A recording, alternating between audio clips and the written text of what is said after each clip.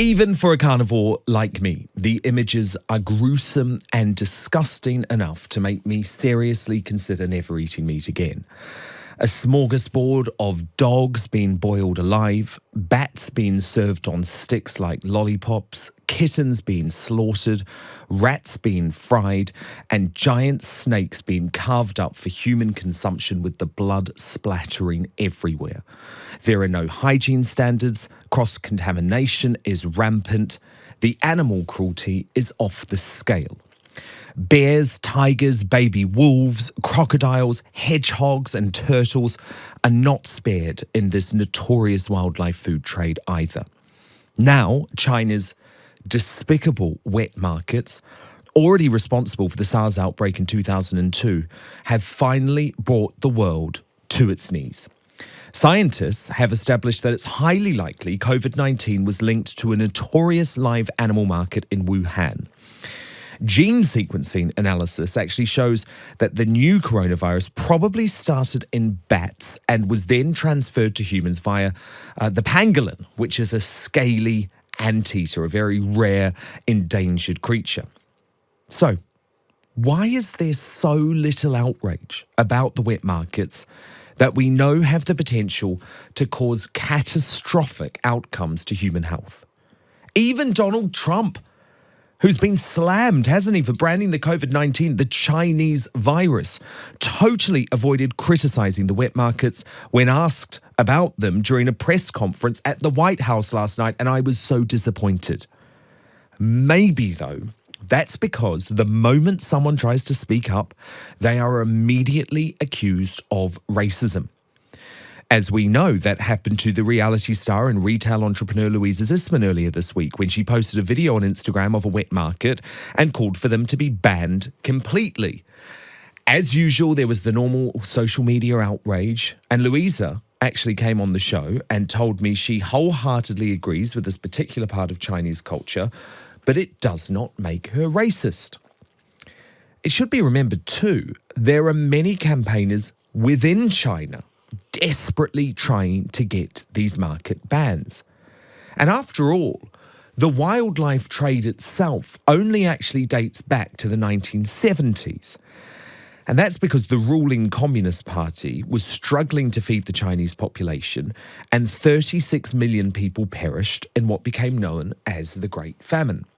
So by 1988, when they realised that this was working and there was money to be made, there was an ironically named bill introduced. It was called the Wildlife Protection Law. And stick with me on this, because what it did was encourage the industrial scale breeding of the likes of bears and bats and turtles to be sold through these wet markets.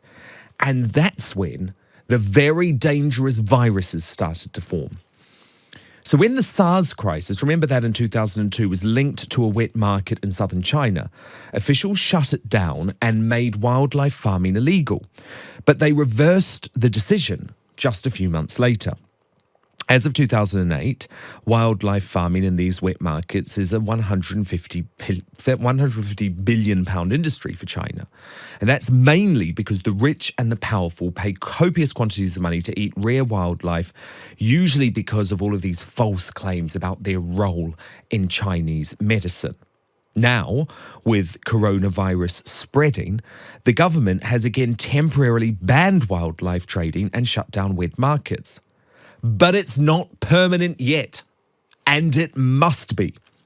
We already know that the early Chinese cover-up of COVID-19, which, as I said earlier in the week, makes Chernobyl look like a misdemeanor, resulted in the disease's rapid spread. In fact, if China had taken early action, experts reckon the number of coronavirus cases could have been cut by 95%, making its rampage all across the globe, right through the UK as well. It would have been far less likely. The new illness was linked to the infamous wildlife market in Wuhan, which is now forever connected to the outbreak, on December the 16th. But you know, it wasn't until New Year's Eve when the World Health Organization was informed and the market closed. Then, of course, there were the brave doctors who tried to spread the word about COVID-19 and were shut down by Chinese authorities, who also, by the way, banned early testing and destroyed early samples.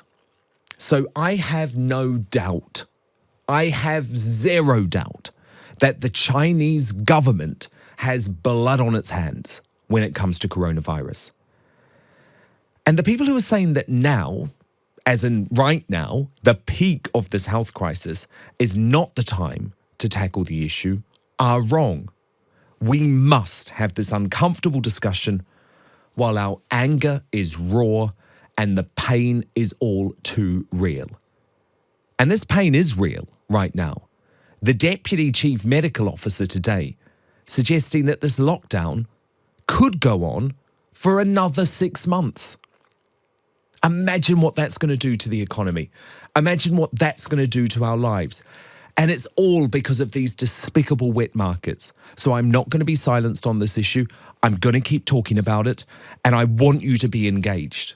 I really do. If you go and look at my Instagram page at Dan Wootton on Instagram, you look at Louisa Zisman's Instagram page as well, you will see the footage of these atrocities that take place in the markets. And as I say, I'm anything but a vegan extremist. That's not my bag.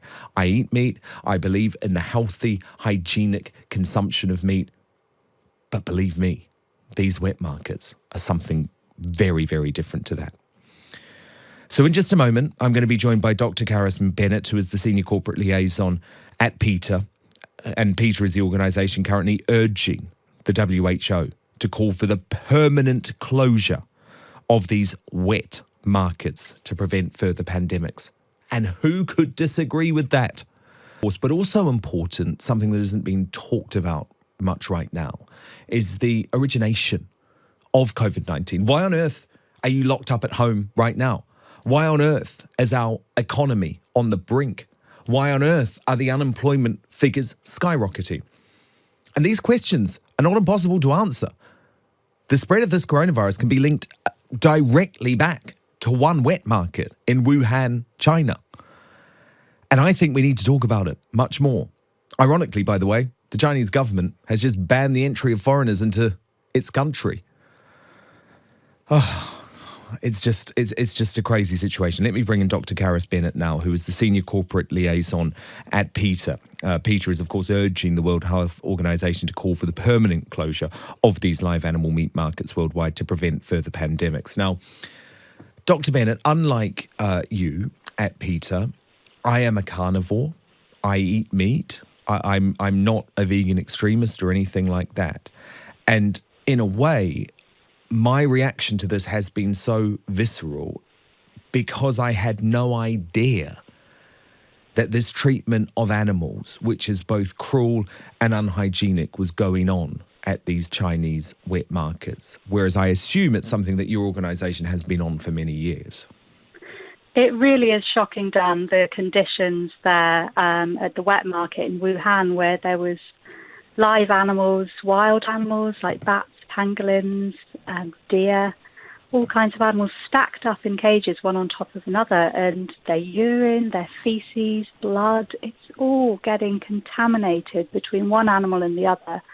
And what happened is that was the centre of the COVID-19 outbreak. Humans going in there to buy animals, to kill them right there and then, were tracking the disease around. And this isn't the first time this has happened, which is why PETA are calling for a worldwide ban on live animal meat markets, not just in China.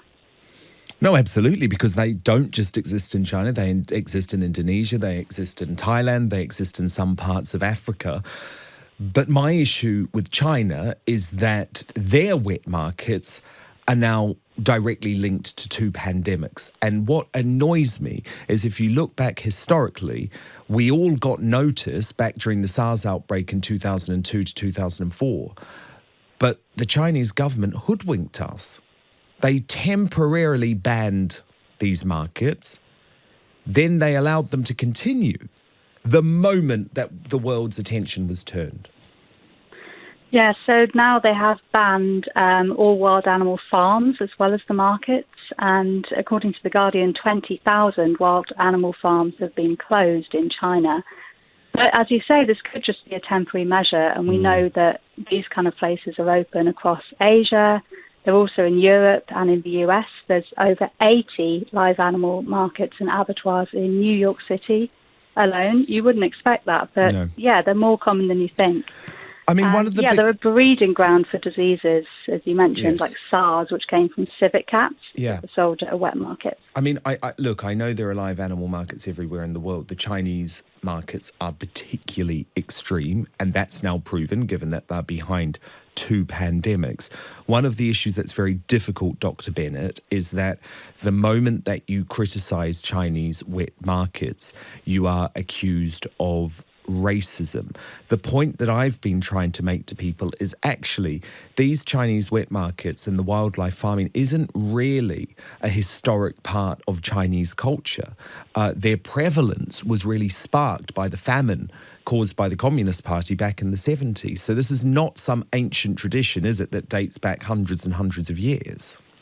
I think it would be unfair to pick out China because we know that outbreaks have occurred in other places in the world, and it's not just to do with these live animal markets, it's to do with factory farming as well. So we've had swine flu due to factory farming of pigs, and that's killed up to 500,000 people worldwide. Bird flu is from chickens that are kept in awful conditions, tens of thousands of them in sheds, and that's being passed on to humans. So we've got to look at the whole system. It's how we're treating animals and how they're killed, and this is a real wake-up call for the whole of society. But you understand the point that I'm making, don't you? There doesn't seem to be a cultural reason for the Chinese to allow wet markets to continue. It seems to be an economic reasoning, given that they're now a £150 billion business for the Chinese. Yeah, it's economic, and you've got to think, okay, put this into perspective. What's the cost and the losses of saying that these live animal markets have to close? And hey, we're in a global lockdown. We're going to face a massive recession, and we just don't know when it's going to end. So we've got to take urgent measures to end these live animal meat markets around the world, because we just don't know when the next pandemic is going to happen or where if we don't do anything. I couldn't agree more. That's Dr. Carys Bennett, who is the Senior Corporate Liaison at the animal rights organisation PETA. As I say, I'm not going to stay silent on them. I agree that the issue is with wet markets all over the world, Indonesia, Vietnam, Africa. But the point is, it's the Chinese government right now that has blood on its hands when it comes to the coronavirus pandemic. And actually, if they hadn't been so desperate to cover COVID-19 up in the first place, then we wouldn't be here. The issue is not with the Chinese people. It's the government. It's the despicable Chinese government. It's the totalitarian Chinese government that puts the world through this horrific situation. And of course, we know now the irony that China has just closed its borders to foreigners.